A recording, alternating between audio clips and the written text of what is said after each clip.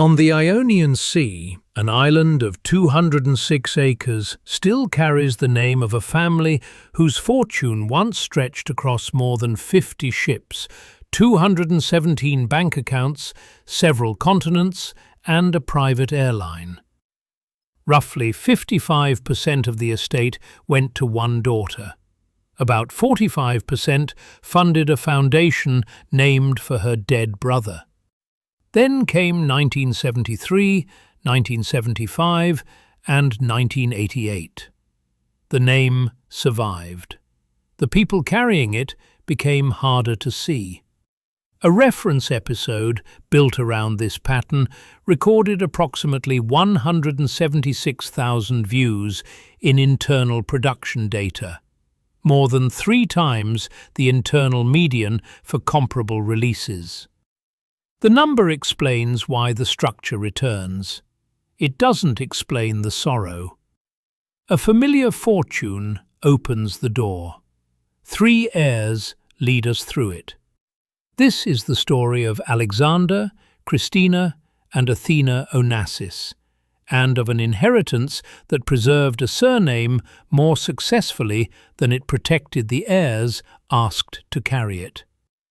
If these deep dives into old money history hold your interest, subscribe to the channel.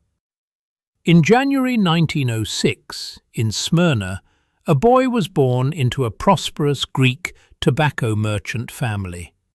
The exact day remains disputed because sources use different calendar conventions. The month and place are secure. His name was Aristotle Socrates Onassis. Later versions of his life turned him into a penniless refugee who crossed the world with almost nothing. The record is less theatrical and more revealing.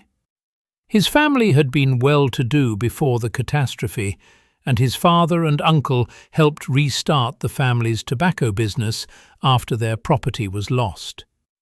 In 1922, the burning of Smyrna forced the family from the city. The Onassis Foundation later described 16-year-old Aristotle seeing Smyrna burning from the bridge of a ship. Fire behind him, sea ahead.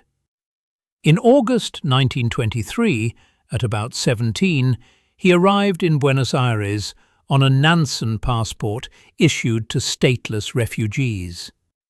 At night, he worked as a telephone operator. During the day, he developed an import business dealing in Turkish tobacco and Argentine commodities. In 1924, he founded the Aristotle S. Onassis Import-Export Company. By his mid-20s, according to a contemporary New York Times profile, he had earned his first $1 million. The fortune didn't arrive as a single inheritance or a lucky purchase. It accumulated through trade, debt, timing, and risk. In 1932, during the Great Depression, Onassis bought distressed Canadian freighters while other operators were retreating. In 1936, he ordered his first tanker. He moved into the part of shipping that would make the family name globally recognizable: the transport of oil on a scale that required enormous vessels, international finance, and a willingness to operate across jurisdictions. The fleet grew. By the 1950s, Onassis had become one of the world's most famous shipping magnates. His interests extended beyond freighters and tankers. He controlled companies, property, airlines, and investments spread across several countries. In 1957, he took operational control of Greece's national airline and created Olympic Airways. In 1971, Olympic Aviation was formed to handle light aircraft and helicopters. His son would stand at its head. That detail mattered. The family fortune was no longer only money in accounts. It was a working system with offices, aircraft, ships, employees, and decisions that could be handed to another generation. It was also becoming a public theatre. Onassis acquired the private island of Skorpios in 1962 to 1963. The island covered roughly 206 acres. He developed the island as a private retreat. The yacht Christina bore his daughter's name. These weren't merely possessions. They were family symbols large enough to become news. Skorpios hosted prominent guests. The yacht moved through the same social world. Onassis's name appeared beside Maria Callas, Jacqueline Kennedy, Olympic Airways, international shipping, and the private lives of the wealthy. On 20th of October 1968, he married Jacqueline Bouvier Kennedy on Skorpios. The wedding brought another country's political mythology into the family's orbit. The children were no longer simply the son and daughter of a shipping magnate. They were part of a story that newspapers could revisit whenever there was a wedding, a divorce, a death, or a change in the will. The fortune was private. The family wasn't. Aristotle had 2 children with Athina Mary Livanos. Alexander was born in New York City on the 30th of April 1948. Christina was born in Manhattan on the 11th of December 1950. The son stood first in the line of expectation. The daughter stood behind him. That arrangement was about to break. On the 30th of April 1948, Alexander Socrates Onassis was born in New York City, the only son of Aristotle and Tina Livanos. His position carried meaning before he had chosen a profession. He was the male heir in a shipping dynasty built around contracts, offices, vessels, and the authority of a father whose own life had been organized around expansion. But Alexander didn't enter the empire as a finished successor. He was surrounded by wealth, but proximity to wealth wasn't the same as independence from it. A colleague described him as appearing in no great hurry to prove himself an Onassis. Another account records Alexander saying that he had never spent a day without being intimidated by his father's wealth. Those remarks come through secondary accounts, and they can't explain the whole relationship between father and son. They do, however, describe the pressure surrounding a young man whose surname already seemed to contain his professional future. The public saw the only son of a famous tycoon. Alexander carried the expectation that the family business should continue through him. His own interests were more specific. He took his first flying lesson in 1967 and accumulated substantial flying experience.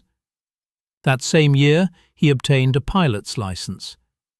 In 1971, he became president of Olympic Aviation, the subsidiary created to operate the smaller aircraft and helicopter division of Olympic Airways. The role was real. It involved an operating company, pilots, aircraft, and a network connecting mainland Greece with islands inaccessible to larger planes. It still wasn't proof that Alexander had been formally named legal successor to the entire empire. No supplied estate document establishes such a designation. The public arrangement was easier to understand. Aristotle owned the airline. Alexander ran the aviation subsidiary. The only son had been placed inside the machinery of the fortune. That was enough for the expectation to become common knowledge. In October 1968, when Aristotle married Jacqueline Kennedy on Skorpios, Alexander and Christina were reportedly upset. They had hoped their father might reconcile with their mother, who later married Aristotle's business rival and former brother-in-law, Stavros Niarchos. The family structure was already tangled. The press simplified it into a series of famous names. There was the shipping magnate. There was the American widow. There were the 2 children.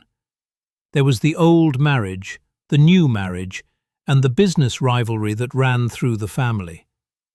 Alexander's life didn't fit neatly inside that arrangement. He worked in aviation. He had relationships his parents didn't always approve of. He lived close enough to the business to be measured against it, yet separately enough to have ambitions that weren't identical to his father's. The first serious break in the succession came through the aircraft he knew best. On the 22nd of January 1973, a Piaggio P136L2 amphibious aircraft departed from runway 33 at Hellinikon International Airport near Athens. Its registration was reported as SXBDC. The flight was connected to Olympic Aviation and was described as a short local check or training flight. Accounts disagree about who was flying. Some identify Alexander as the pilot. Others identify test pilot Donald McCusker as pilot, with Alexander aboard as a passenger or instructor, and Donald McGregor also present. That uncertainty became part of the later mythology. The basic chronology didn't. A few seconds after takeoff, the aircraft's right wing dropped and remained down. The aircraft rolled and lost altitude. The flight lasted roughly 15 to 17 seconds. Alexander suffered severe injuries. He died in an Athens hospital on the 23rd of January 1973, about a day after the crash. He was 24 years old. The official investigations pointed toward a mechanical failure.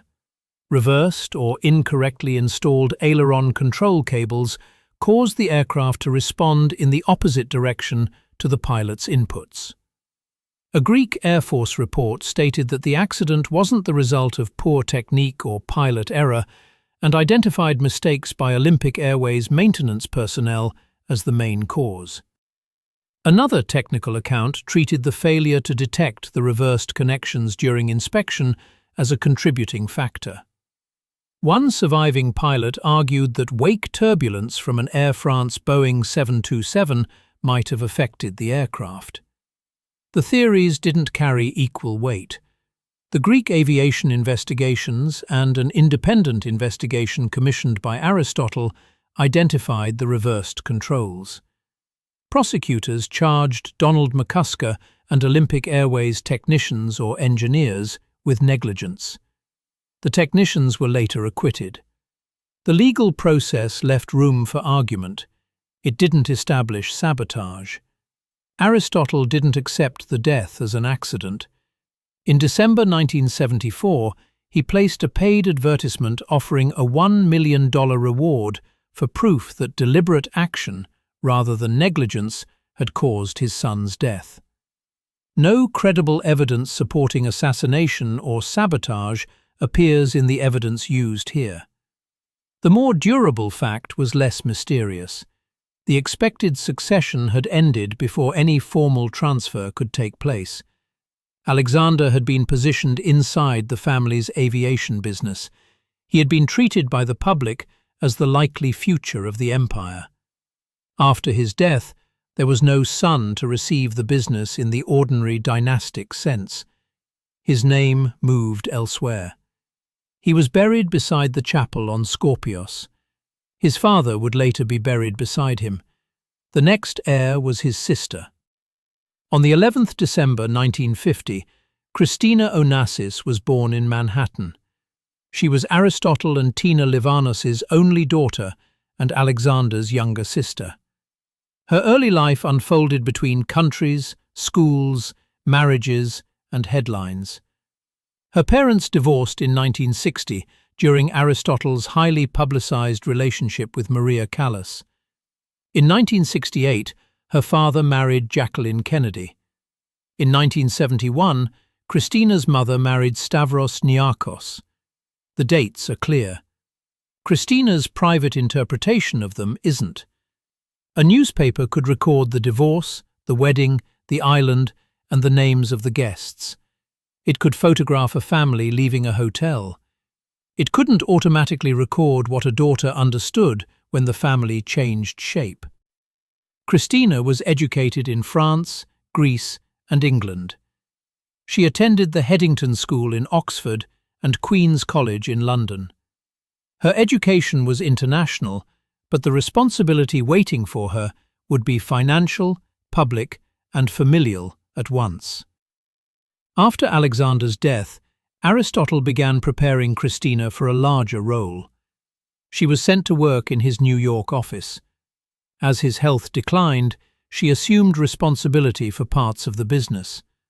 The task had no glamour in its practical form. It meant understanding companies, assets, obligations, and the machinery behind the name. Her brother's death had converted a possible future into an immediate burden. Aristotle's health was already failing. He suffered from myasthenia gravis and underwent gallbladder surgery before his death.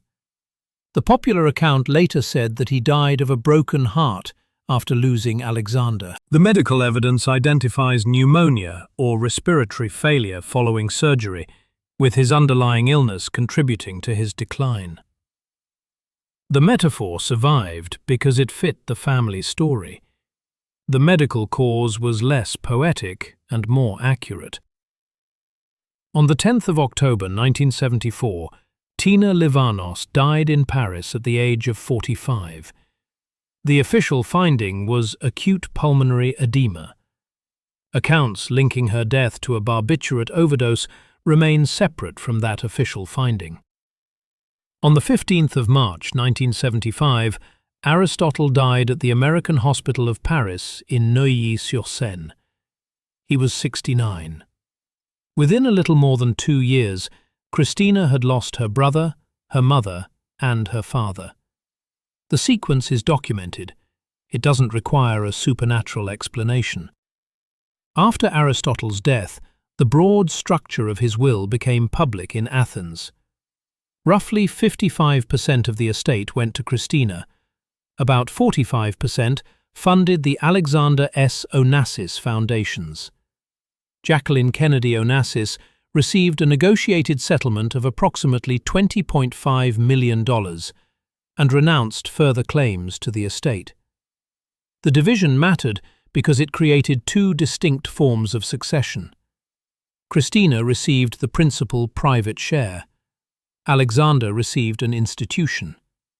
In December 1975, the Alexander S. Onassis Business Foundation and the Alexander S. Onassis Public Benefit Foundation were incorporated in Vaduz, Liechtenstein. The Business Foundation held commercial assets and generated profits. The Public Benefit Foundation received those profits and supported cultural, educational, health, and welfare projects. The family's private future now depended largely on Christina. The public saw an heiress inheriting millions. The legal structure placed her at the center of a working estate and beside a foundation carrying her brother's name. Her inheritance wasn't simply a pile of assets. It was a responsibility created by the absence of the person who had been expected to receive the family's future. The public record focused elsewhere. On the 26th of July 1971, Christina had married Joseph Bolker, an American real estate broker. The marriage ended in divorce in 1972. On the 22nd of July 1975, shortly after her father's death, she married Greek shipping heir Alexander Andreadis. That marriage ended in divorce in 1976. On the 1st of August 1978, she married Soviet shipping executive Sergei Kausov, also spelled Kausov in some accounts. That marriage ended around 1980. On the 17th of March 1984, she married French businessman and pharmaceutical heir Thierry Roussel. They separated in the mid-1980s and divorced around 1987. 4 marriages, 4 divorces, 4 sets of public dates. The reasons were less secure than the chronology. Newspapers and biographies supplied explanations, but a public account of a marriage isn't the same as a private account from the person inside it. Christina's image narrowed as her responsibilities expanded. Coverage often concentrated on her marriages, her weight, her appearance, her health, and allegations about prescription drugs. Her work with the business and the foundation received less attention. The label of the unhappy heiress was easy to print. It turned a complicated adult life into a familiar outline. The documents show something broader. Christina became the principal private heir after Alexander's death. She took on business responsibilities as her father's health declined. She participated in the early development of the foundation created in Alexander's memory. She wasn't merely a spectator to the fortune. She was one of the people required to operate it. There are accounts describing depression, prescription drug use, and loneliness. Those accounts must remain attributed. They can't be converted into diagnosis from a distance. A divorce isn't proof of emotional failure. A newspaper photograph isn't a confession. A disputed medical claim isn't an official cause of death. The observable facts already carry enough weight. Christina had inherited a private fortune after the family's expected male succession ended. She had become responsible for assets linked to a father whose public life had made the family famous. Her name remained visible because every personal event was reported against the background of money. The fortune made privacy harder to recover. It also made ordinary mistakes impossible to leave ordinary. In January 1985, Christina gave birth to her only child, Athina Hélène Roussel. The birth created a new line of continuity in a family whose previous line had been broken by Alexander's death. Athina was born on the 29th of January 1985. Her mother wouldn't live long enough to guide her into the inheritance. On the 19th of November 1988, Christina died in the Buenos Aires area of Argentina. She was 37. The preliminary medical findings identified acute pulmonary edema. Contemporary officials reported no evidence of suicide, drug overdose, or foul play in the material available. Later reports described an overdose. Those reports conflict with the official preliminary findings and remain disputed.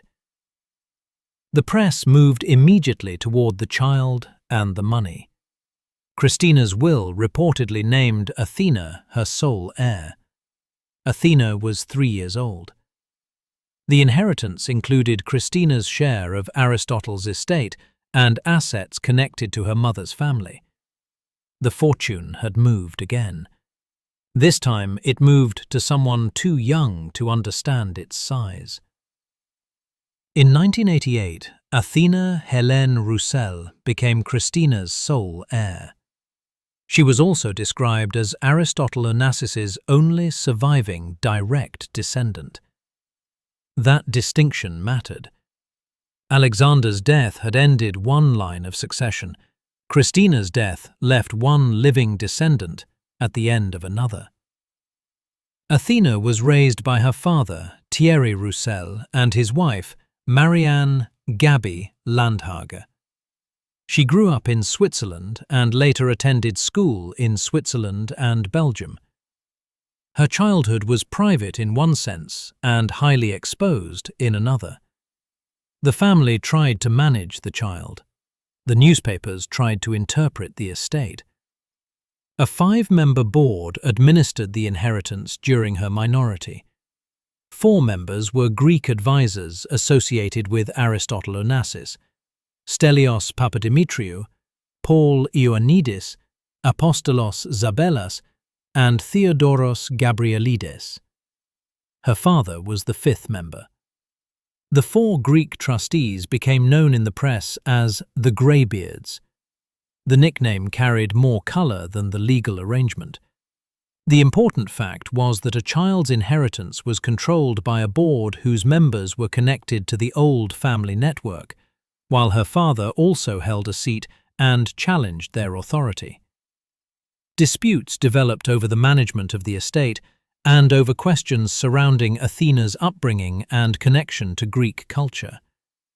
The conflict produced years of litigation and competing public claims.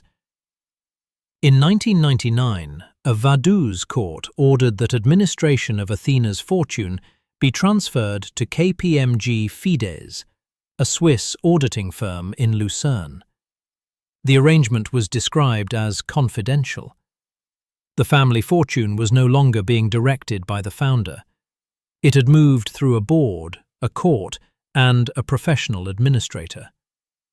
This is where inheritance becomes more than a family story. Assets can be placed into companies, held through trusts, administered by trustees, and released according to age or legal conditions. A child can own a fortune without possessing it in the ordinary sense. The money can belong to her. The decisions can belong to someone else. On the 29th of January 2003, Athina turned 18. Reports describe the day as the point at which she gained access to substantial portions of her inheritance under staggered arrangements. The public estimates were contradictory. Some reports placed the fortune between approximately $600 million and $800 million. Others described $2 billion, $2.7 billion, or more. No publicly audited valuation established a final figure. One contemporary report imagined her walking into a Swiss accountant's office, signing papers, and leaving vastly richer. The image had the clean shape of a headline. The reality contained companies, property, shares, artwork, and assets whose values depended on the date and method of calculation. The public saw a teenager becoming rich. The structure shows a young woman receiving control over property that had passed through her mother, her grandfather, trustees, a court, and a professional auditing firm. Foundation representatives argued that she lacked sufficient connection to Greek culture, language, religion, and shared experience. Athina didn't take the intended role. The private inheritance and the public benefit foundation had separated. That separation was the practical legacy of Aristotle's will. Athina inherited the private fortune passed through Christina. The foundation continued independently in Alexander's name. She received property. She didn't receive control of every institution attached to the family. The public called her a princess, though she held no royal title. ABC News described her as a modern-day Greek princess who was now worth billions. The phrase turned an estate arrangement into the language of a throne. Her life was more specific. Athina became a competitive show jumper. She began riding as a child and competed internationally. In 2001, she finished second in an event in Jerez, Spain. She later competed for Greece under the name Athina Onassis. The name followed her into a profession with no direct connection to tankers, oil contracts, or the corporate machinery founded by her grandfather. That distinction matters. An inherited identity doesn't erase every personal choice. Athina built a public association with equestrian sport. She joined a world organized around training, horses, travel, and competition, rather than shipping offices. The media still interpreted each part of her life through the inheritance. In 2005, she married Brazilian Olympic show jumper Álvaro Doda de Miranda Neto. The couple had begun dating in 2003, and Athina moved to São Paulo. Their wedding brought the Onassis name back into international coverage. The public saw the ceremony, the horses, and the fortune. The marriage ended after the couple separated in 2016 and divorced in 2017. Reports attributed the separation to infidelity allegations, but no definitive primary account from Athina confirms the motive in the material used here. The divorce involved disputes over a prenuptial agreement, financial claims, and custody of jointly owned horses. The legal questions were concrete: The private meaning remained hers. Her work was public. Her interior life wasn't. In one reported equestrian interview, she said, "The social whirl was never my thing." The sentence shouldn't be made to carry more than it does. It records a preference expressed in one interview. It doesn't prove loneliness, family estrangement, emotional injury, or rejection of the fortune. Athina has generally avoided high-profile publicity and remained associated with equestrian businesses, including AD sport horses. She has maintained facilities in several countries.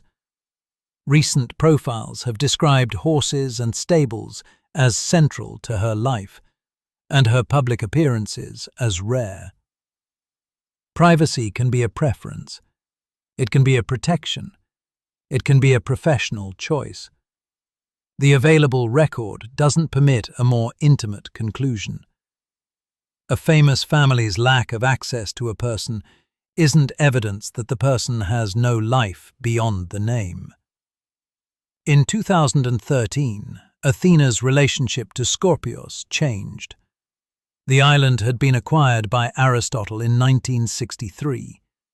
It had been planted, developed, used as a family retreat, and turned into the setting of his marriage to Jacqueline Kennedy. It was also the place where Aristotle, Alexander, and Christina would be buried. Control of the island later passed through companies or trusts linked to Ekaterina Rybolovleva, daughter of Russian billionaire Dmitry Rybolovlev. Reports gave different figures, including approximately €100 million and €117 million. The legal form was more complicated than a simple sale. The transaction involved a group of companies and a long-term lease or similar corporate structure. The exact arrangement remains disputed in the available accounts. The result is clear. The family lost direct control of Scorpios. Aristotle's will reportedly stated that if his descendants couldn't maintain the island, it should pass to the Greek state. The later transaction raised questions around that condition. The evidence doesn't justify a final legal judgment on the dispute. It does show the difference between ownership and belonging. An asset can survive through a company, a trust, a sale, or a lease. A family's relationship with that asset can still end. Scorpios didn't disappear. The island remained in the Ionian Sea. The graves remained. The name remained attached to the place in every account of its new ownership. But the direct family connection had changed. A child had inherited a private island built by a grandfather she never knew as an adult. Years later, control of that island left the family through a transaction whose structure was more complex than the headlines suggested. The asset endured by changing hands. The meaning changed with it. The Onassis family's sequence is often described as a curse. Tabloids and popular documentaries have used that language. The documented record gives a narrower explanation. Alexander died from injuries sustained in an aircraft crash. Official investigations identified reversed flight control cables. Christina died in 1988 with acute pulmonary edema identified in preliminary findings and later overdose claims disputed. Aristotle died after illness and surgery from medical causes, not from a literal broken heart. Tina Livanos died in 1974 with acute pulmonary edema recorded officially and overdose accounts disputed. The pattern is tragic. It isn't supernatural. The word curse also hides the human arrangements beneath the tragedy. A famous surname invited cameras. A complicated estate invited litigation. A concentrated inheritance required trustees. A business built around one dominant founder created difficult questions about who could succeed him. Those weren't mystical forces. They were family structures, legal structures, medical events, mechanical failures, and public expectations. For Alexander, the public saw the only son, the pilot, and the expected successor. The documented record shows a young man who worked inside the family business and became president of Olympic Aviation. It doesn't preserve a complete account of his private ambitions or his own understanding of succession. After the crash, what remained was an institution in his name and a grave on Scorpios. For Christina, the public saw the heiress, the 4 marriages, the divorces, the photographs, and the inheritance news. The documents show a woman who assumed responsibility for a major private estate and participated in business and foundation affairs after her brother's death. They don't reveal every private reason behind her marriages, divorces, or struggles. After her death, what remained was a will, an estate, a daughter, and a press narrative that continued trying to explain a life it had never fully possessed. For Athena, the public saw the child heiress, the last direct descendant, the equestrian, the rare interview, the divorce, the trustees, and the island leaving the family. The evidence shows that she received Christina's private inheritance, pursued a professional identity in show jumping, and generally kept away from the social circuit. It doesn't tell us what inheritance felt like to a 3-year-old whose mother died before the estate became hers. That boundary matters. It's tempting to fill gaps in the record with psychology. It's more honest to leave some spaces unoccupied. The family wasn't only a sequence of victims. Alexander had a professional role. Christina exercised responsibility within the fortune.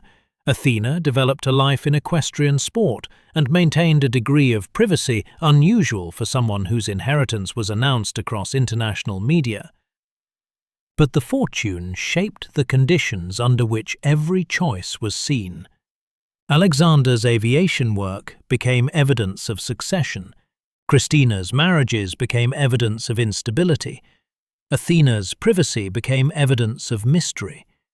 In each case, the public record grew larger, while the individual person remained partly hidden behind it. That is how a family can become famous and forgotten at the same time.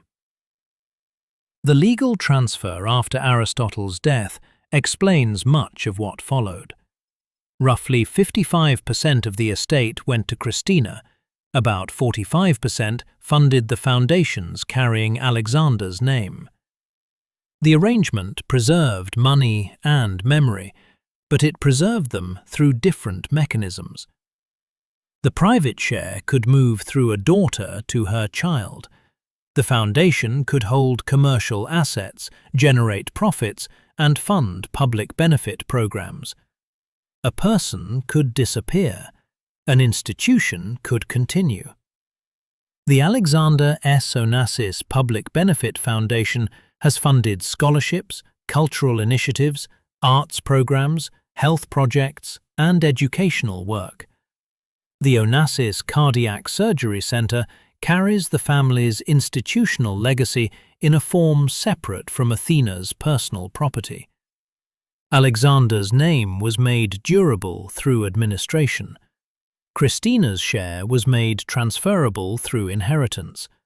Athena's childhood was placed inside the machinery required to protect and control that transfer. This is what the fortune preserved most effectively: the ability of assets to move forward without relying on one living person to hold everything together. The business foundation could operate separately from the family's private life. The Public Benefit Foundation could continue independently. Trustees could administer a child's inheritance. KPMG Fides could assume control after a court order. Staggered access could delay the moment when ownership became practical power.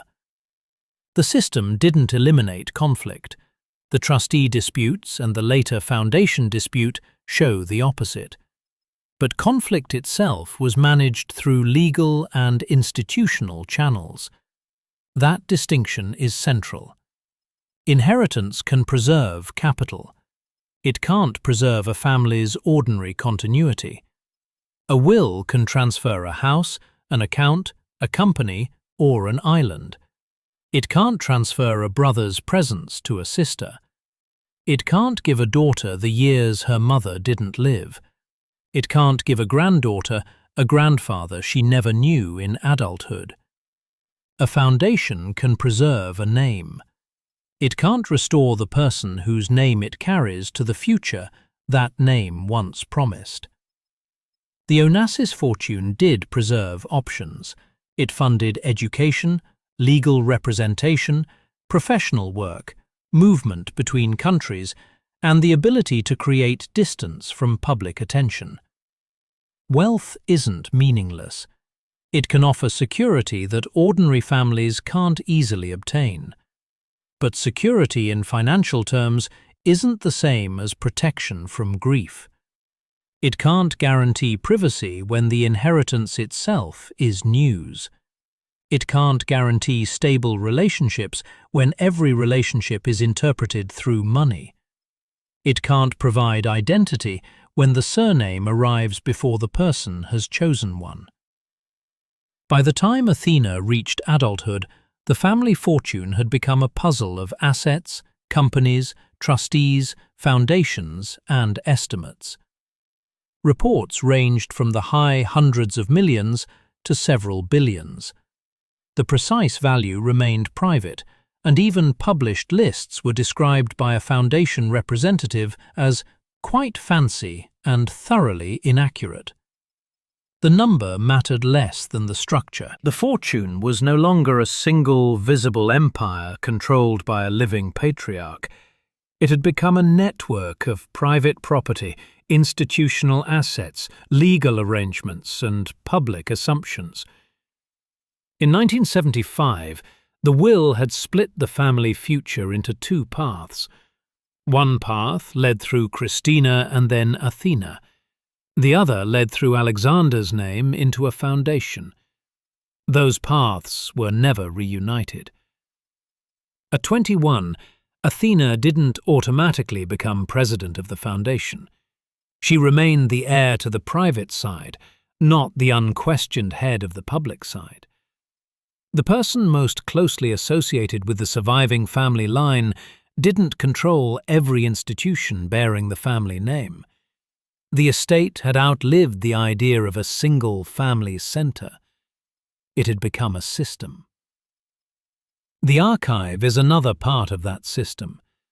The Onassis archive contains more than 1 million documents in 4,991 files, with thousands of entries documenting its contents.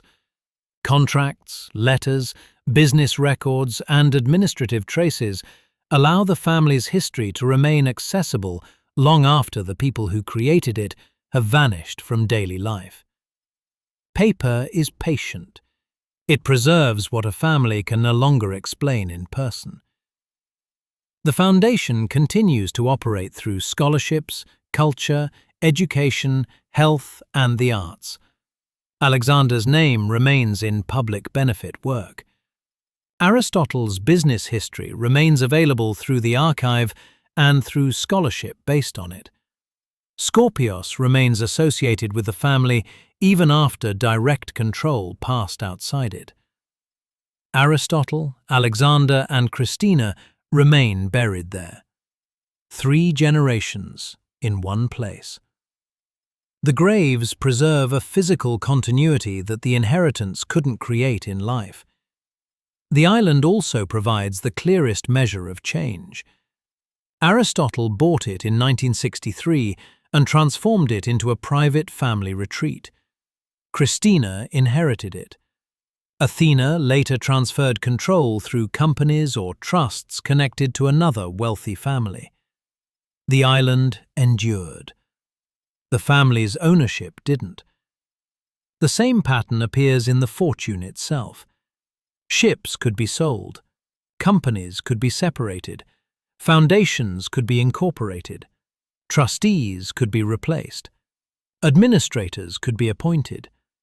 Private assets could be transferred to a sole heir. The capital survived because it could be divided and reorganized. The people remained exposed to events that no legal structure could prevent. Alexander didn't reach 25. He died at 24. Christina didn't reach 38. She died at 37.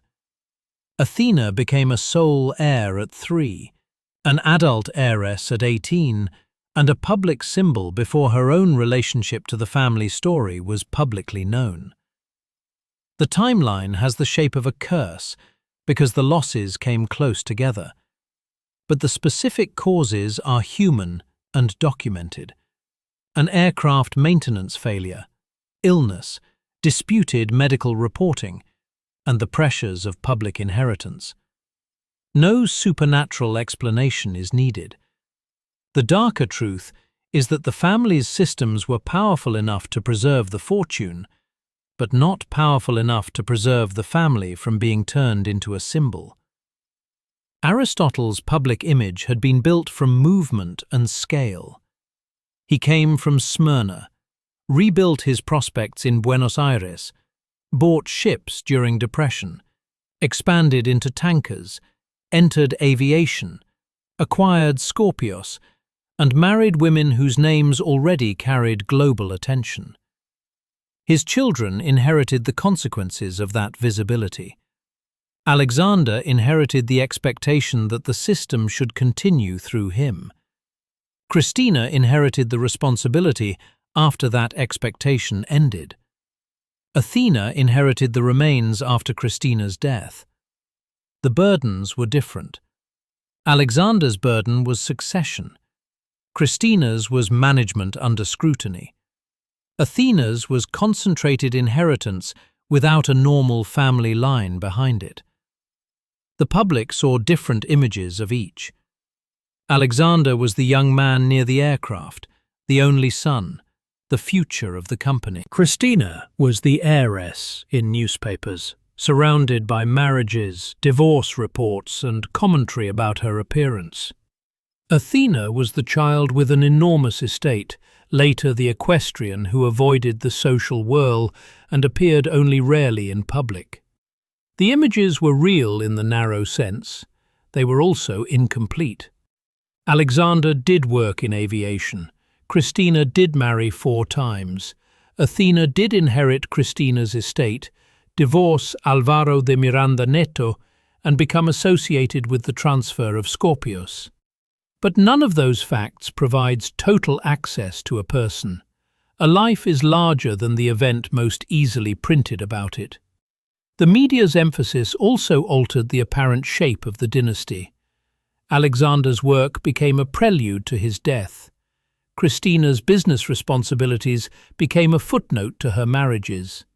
Athina's professional equestrian life became secondary to estimates of her wealth.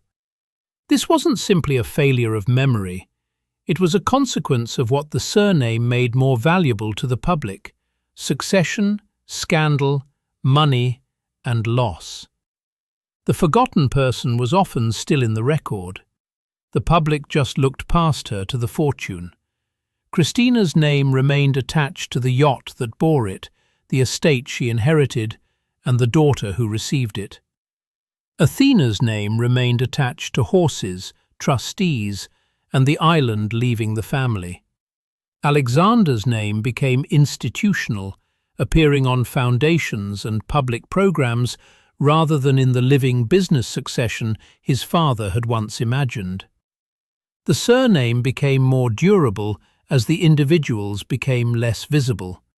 That is the central reversal. Aristotle built the fortune to extend his reach beyond a single lifetime. The will succeeded in that narrow material purpose. Companies, assets, foundations and records continued after his death. But the personal line became more fragile with each transfer. The first transfer was interrupted by Alexander's death. The second placed Christina under a burden she hadn't been expected to carry alone.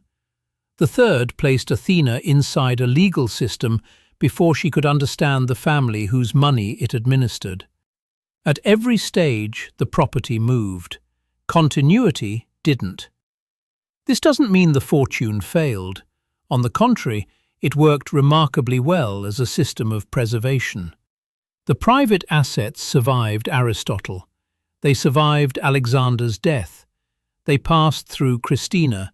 They passed to Athina. The public foundation survived all three deaths and continued funding work under Alexander's name. The family's capital was more resilient than the family's public memory. By the 2020s, Athina remained associated with equestrian sport and maintained a largely private profile. The Onassis Foundation continued its public benefit activity. The archive held more than 1 million documents. Skorpios remained a place of graves and historical association, even though control had passed elsewhere. What survives today is therefore uneven. The foundation remains active. The archive remains. The graves remain. The exact value of the private fortune remains uncertain. The direct family ownership of Skorpios doesn't. The shipping empire Aristotle built no longer exists as a single family-controlled structure in the form remembered by the public. Olympic Airways changed hands and later disappeared as the company Aristotle once controlled. The family's name survived through institutions and memory rather than through an uninterrupted transfer of operational command. That is why the inheritance mechanism matters. Direct inheritance can carry assets from one generation to the next. Institutional inheritance can carry a name into public life.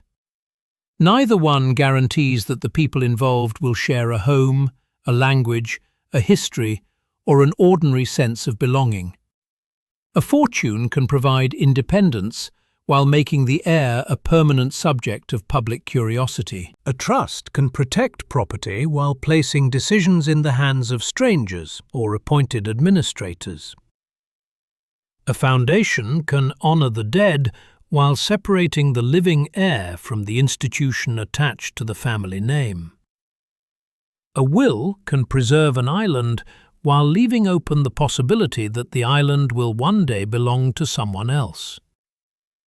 Capital travels well. Memory is less obedient. The public can count the $1 million reward Aristotle offered after Alexander's death. It can count the approximate percentages in the will. It can count the $20.5 million settlement paid to Jacqueline Kennedy Onassis. It can count the reported prices attached to Skorpios. It can't count the years Alexander might have worked in aviation.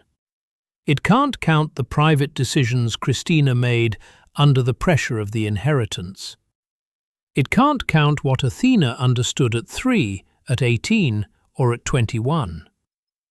The numbers remain because numbers are the part of a dynasty most easily carried forward. The people require more care. On Skorpios, the original image returns with a different meaning. In 1922, the young Aristotle was described seeing Smyrna burn from the bridge of a ship, fire behind him, sea ahead. Decades later, he planted trees on a private island and built a refuge for the family he wanted to preserve. He named a yacht for his daughter. He prepared a business world for his son. He wrote a will that would divide the fortune between a daughter and a foundation named for the son. Then the son died. Then the mother died. Then the father died. Then the daughter died. The granddaughter inherited the private share and eventually lost direct control of the island. The fortune had crossed oceans, borders, courts, and generations. It had done what capital is designed to do. It changed hands without disappearing. But the family's human continuity couldn't be administered in the same way. Alexander's absence couldn't be placed in a trust. Christina's lost years couldn't be released at 18. Athena's childhood couldn't be restored by a foundation charter. The Public Benefit Foundation could support scholarships and medical programs. It could preserve Alexander's name through work that helped people beyond the family. That is a genuine legacy. The private inheritance could fund choices and protection unavailable to most people. That is also real. The fortune shouldn't be judged by pretending it had no value. It should be judged by what it could and couldn't do. It preserved opportunity. It preserved institutions. It preserved property for a time. It preserved documents, public work, and a surname that remained attached to the cultural landscape. It didn't preserve the people from grief, scrutiny, separation, or the pressure of becoming a symbol before becoming fully known. That is why the Onassis heirs disappeared from public memory without ever disappearing from the record. Alexander is remembered as the son who died before succession. Christina is remembered as the heiress whose personal life became public property. Athina is remembered as the last direct descendant whose wealth was reported more confidently than it could be measured. Their names remain searchable. Their graves remain identifiable. Their inheritance remains documented. Their individuality is what faded. The family's story is therefore not a simple tale of squandered wealth or a supernatural curse. It's a succession story in which the machinery of inheritance performed its central function, while the people inside it remained vulnerable. Aristotle's fortune continued through private assets and institutional design. Alexander's memory continued through a foundation. Christina's wealth continued through her daughter.